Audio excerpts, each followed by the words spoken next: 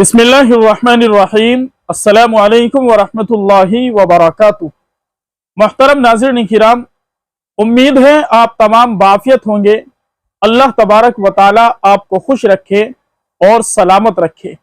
Screen पर जो आपको ये तस्वीर नजर आ रही हैं, ये बांग्लादेश के हाफिज मुआज महमूद साहिब है। इन्होंने तुर्की के अंदर एक बड़ा मुकाबला जीता है, जिसकी वजह से तुर्की के सदर रजब तय्यिब उर्दुगान ने इन्हें एवार्ड से नवाजा है। जी हाँ नाज़रीन किराम, बांग्लादेश के इन कारी साहिब ने एक नुमाया एजाज हासिल किया है।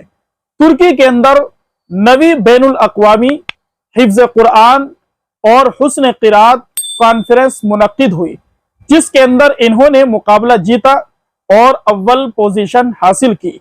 इस मुबारक मौके पर तुर्की के सदर रजब तय्यिब उर्दुगान ने इन्हें एवार्ड से नवाजा है। नाज़रीन किराम, यह हाफिज मुआज महमूद साहिब बांग्लादेशी के लिए बहुत बड़े एजाज की बात है, इसलिए कि रजब तय्यिब उर्दुगान की जानिब से यह एवार्ड जो मिला है, कुरान करीम की निस्बत पर मिला है।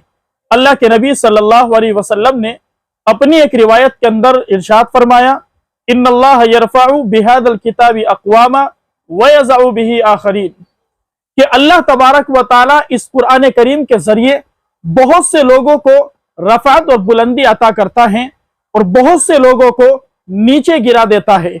जो लोग कुरान करीम को अपने सीने से लगाते हैं, कुरान करीम पर अमल करते हैं, उनका मशगला कुरान करीम का सीखना और सिखाना हुआ करता है।